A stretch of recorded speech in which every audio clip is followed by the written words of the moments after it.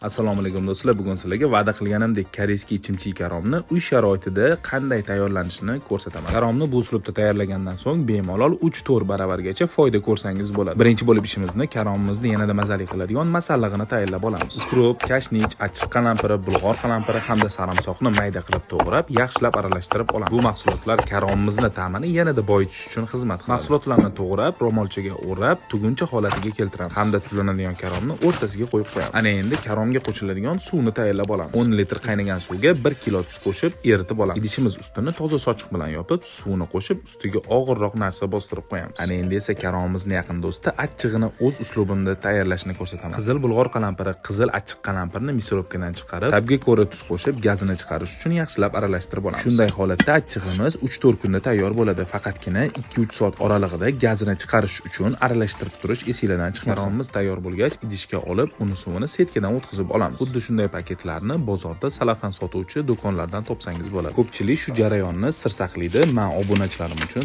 tekinga o'rgatishga qaror qildim. Salafanga 300 gram atrofida karomni solib, xuddi sushi o'ragandek qilib mahkam qilib o'rang. Videoda ko'rsatilgandek qilib salafanga solib, 2 osh qoshiq achchiq va suvini solib, ip yordamida videoda ko'rsatilgandek qilib bog'lab chiqamiz. Shu usulda tayyorlab ko'rsanglar, mahsulot ko'rinishi ham juda ham chiroyli bo'lib chiqadi. Shunaqa retseptlar orqali kimgadir foydamiz tegsa, xursand bo'laman. Video yoqqan bo'lsa, kommentariyada fikringizni kutib qolaman. E'tiboringiz uchun rahmat. Ko'rgan vaqtingizga rozi bo'linglar.